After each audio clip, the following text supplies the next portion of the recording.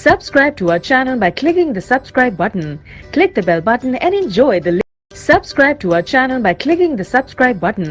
Click the bell button and enjoy the latest uploads from our channel. روحانی آج ہمارا جو ٹاپک ہے ہم جس کے اوپر بات کریں گے میاں اور بیوی کی آپس میں لڑائی اور جھگڑا۔ میاں بیوی میں جو لڑائی ہوتی ہے اکثریت کن بنا پر ہوتی ہے، کس وجہ سے ہوتی ہے؟ وہ وجہ یہ ہے کہ اکثر جادو کی وجہ سے ہوتا ہے کہ جادو بہت ساری چیزوں کو تباہ و برباد کر دیتا ہے۔ مثال کے طور پر دیکھ لے لیں کہ دو میاں بیوی ہیں، آپس میں ان کی بڑی محبت، بڑا پیار اور بڑا اچھے طریقے سے زندگی چل رہی ہوتی ہے، اچانک وہ خراب ہونا شروع ہو جاتی ہے۔ اب دونوں کے درمیان میں انہیں تو اس چیز کا علم تک نہیں ہوتا، انہیں اس کا پتہ نہیں ہوتا کہ ہمارے ساتھ یہ کیا ہو رہا ہے۔ تو وہ سمجھتے ہیں کہ ایک سمجھتا ہے میاں کی غلطی ہے، دوسرا سمجھتا ہے بیوی کی غلطی ہے، اور آپس میں ان کا جھگڑا شروع ہو جاتا ہے، اور جھگڑے کی وجہ سے پھر وہ جدائی ہو جاتی ہے۔ اور اگر وہ تشخیص کرنا چاہیں اور اس کے چیک اپ کر کے اگر دیکھے جائے کہ مسئلہ کیا ہے، اور مسئلہ یہ جب وہ چیک اپ کراتے ہیں تو جادو کا نکلتا ہے، اور جادو کی وجہ سے ان کی جدائی آپس میں ہو جاتی ہے، پھر اس کا حل پھر آگے جانے میں نہیں ہوتا۔ کیوں کہ جادو کے لیے تشخیص پہلے شرط ہے، جب طلاق کا مسئلہ ہو جائے پھر جادو کا تشخیص بعد میں کرانا، پھر وہ طلاق کا مسئلہ جو ہوتا ہے وہ ہو جاتا ہے۔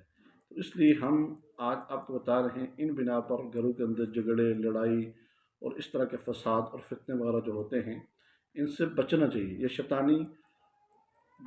شیطانیت کی وجہ سے ہوتے ہیں، اور ان میں بچنے کا سب سے بڑا جو عمل ہے اس میں منزل کا اہتمام ہے۔ ہمارے اپنے گھروں میں کے اندر منزل کا اہتمام کرنا چاہیے، اور منزل پڑھ کے پانی کو بند کر کے پینا بھی چاہیے، اور بچوں کو بھی پلانا چاہیے۔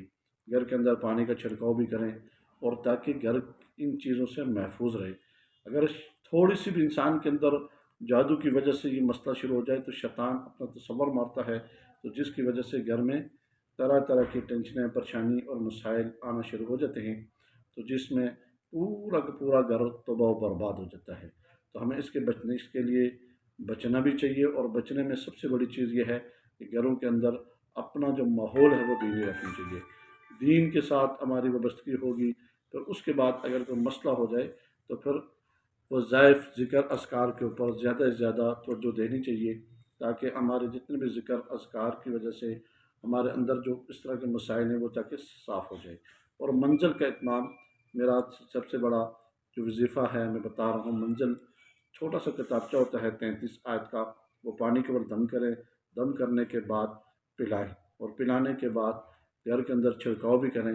اگر اس سے فرق پڑ جاتا ہے تو وہ امور کم از کم 41 دن تک مسلسل رکھیں، ٹھیک ہے۔